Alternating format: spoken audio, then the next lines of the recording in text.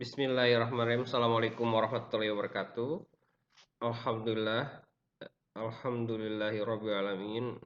Hari ini kita masih bisa bertemu tatap muka, walaupun hanya dalam jaringan.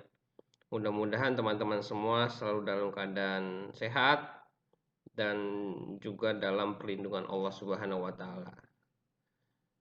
Salawat dan salam juga tak lupa kita panjatkan kehadirat Nabi besar kita Muhammad Shallallahu Alaihi Wasallam. Atas berkat dan rahmatnya lah kita dapat mengenal ilmu pengetahuan dan keteladanan beliau menjadi jalan hidup kita, pedoman kita untuk terus membangun dunia. Berkaitan dengan materi-materi yang telah kita pelajari, sudah saya baca, teman-teman sudah cukup baik dalam membuat kurikulum vitae, ya. Kemudian ketika membuat makalah, itu sebagian sudah ada yang bagus, bahkan bisa membuat hyperlink di tiap babnya. Akan tetapi juga banyak yang masih sekedar copy paste, terus sistematikanya masih berantakan. Nah, karena kita sekarang ini teman-teman sudah mahasiswa dan kita ada di dalam dunia ilmiah ya. Nah, salah satu fungsi utama seorang mahasiswa itu adalah sebagai peneliti. Nah, nantinya juga pun teman-teman tugas akhirnya juga harus meneliti, meriset ya. Entah itu uh, skripsi ataupun tugas akhir. Nah, keduanya itu dalam membuat laporan penelitian itu pasti punya sistematikanya dan nggak sembarang, semua harus ada rujukannya. Artinya apa yang kita cantumkan di dalam laporan kita itu harus dapat dipertanggungjawabkan. Dan juga kita tidak boleh mengcopy paste. Nah, karena orang mengcopy paste itu nanti akan disebut plagiat.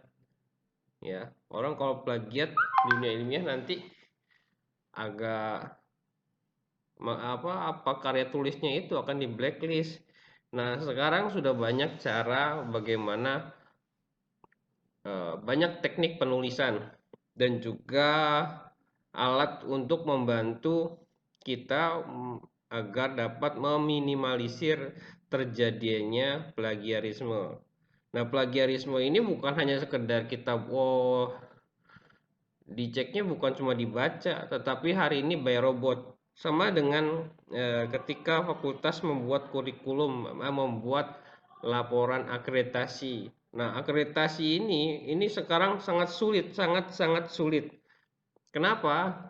Karena apa yang kita buat dalam borang, namanya borang ya. Borang itu dokumen-dokumen pendukung untuk akreditasi. Itu kita harus tulis sama seperti kita nulis skripsi. Harus ada landasan ilmiahnya dan lain sebagainya. Itu sudah menggunakan artificial intelligence. Nah, kalau manusia itu masih mentolerir adanya kesamaan, tapi kalau mesin itu nggak bisa mentolerir. Banyak sekarang teman-teman di akademisi khususnya itu yang terkena plagiarisme. Nah, oleh karena itu sekarang itu lebih sulit.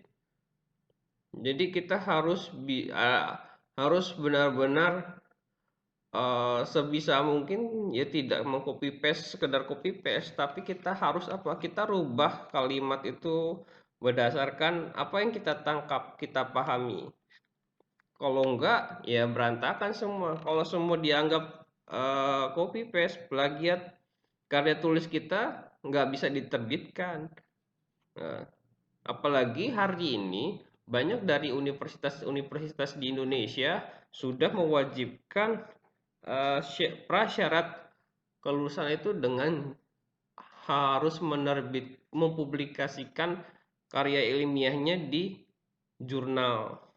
Nah, itu sangat sulit. Ketika harus mempublikasikan karya ilmiahnya di jurnal, itu tidak boleh terindikasi plagiarisme. Karena kalau terindikasi plagiarisme itu hukumannya pidana, bukan perdata lagi tapi pidana, perdata dan pidana. Kena sanksi, ya kita bisa masuk penjara juga. Banyak kasus yang terjadi seperti itu. Beberapa beberapa dosen bahkan sampai profesor terkena pidana itu luar biasa. Nah, nanti kita akan pelajari beberapa, walaupun nanti videonya saya masih pakai mencatut video dari YouTube ya, video YouTube eh, yang sudah bagus lah.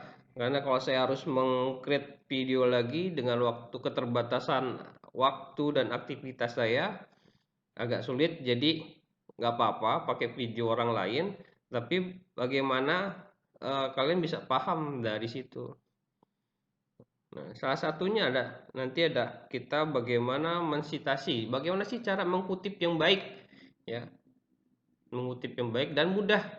Ada alatnya, namanya Mendeley. Ada beberapa alat sitasi untuk reference manager ya, namanya reference manager. Reference manager itu adalah software yang berguna untuk membantu kita eh, mensitasi dan membuat daftar pustaka. Referensinya itu tadi dikumpulkan oleh mereka. Ada beberapa, misalkan ada EndNote, ada Mendeley, kemudian ada macam-macam lah. Ada masih banyak lagi. Salah satu yang paling populer adalah Mendeley karena penggunaannya cukup mudah gitu. Dan dari Mendeley pun nanti kita itu bisa mencari beberapa jurnal yang ada di internet asalkan tersambung dengan jaringan internet seperti itu. Nah, harapannya ketika kalian nanti belajar ini, kalian sudah tidak lagi mengutip dengan asal-asalan, terus hanya sekedar copy paste. Ini kan nggak kelihatan sebenarnya ada. Kalau copy paste tuh kelihatan di sini ada bercak-bercaknya nih. Ada yang ada merah-merahnya, berarti backgroundnya ini masih belum diperbaiki seperti itu. Ini contohnya. Nah, ini hanya sekedar copy paste. Sekarang udah nggak boleh kayak gini. Ini harus ada daftar pustaka. Nah, cara daftar bikin buat dasar pustakanya sekarang bisa lewat Google Scholar atau Mendeley nanti. Itu lebih mudah dan bisa dipertanggungjawabkan kita ketika kita mengutip sebuah kalimat dari penelitian orang, itu bisa dipertanggungjawabkan. Nah, inilah yang membedakan kalian sebagai siswa dengan mahasiswa, ya. Oke. Oke, baik. Sampai di situ.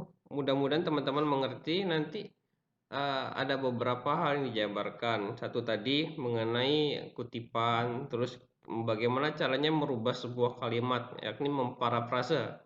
Ya, memparafrase itu merubah kalimat asli menjadi sebuah kalimat versi kita. Agar apa? Agar tidak dicap sebagai plagiat. Kemudian yang ketiga, itu bagaimana membuat daftar pustaka secara otomatis. Ya. Terus yang keempat, bagaimana membuat penomoran yang otomatis. Nah, tadi salah satu teman kalian itu udah mampu membuat hyperlink. Jadi kalau mau buat ebook itu keren. Misalkan ebook itu udah klik di salah satu daftar isi, udah masuk ke bab yang dimaksud, yang diklik tersebut. Begitu. Nah, sampai sini mudah-mudahan teman-teman memahami semuanya. Nanti saya akan jelaskan melalui video-video di YouTube agar memudahkan teman-teman memahami bagaimana membuat sebuah karya ilmiah yang baik dan dapat dipertanggungjawabkan. Kurang lebihnya mohon maaf. Billahi fisabilillah fastabiqul khairat. Assalamualaikum warahmatullahi wabarakatuh.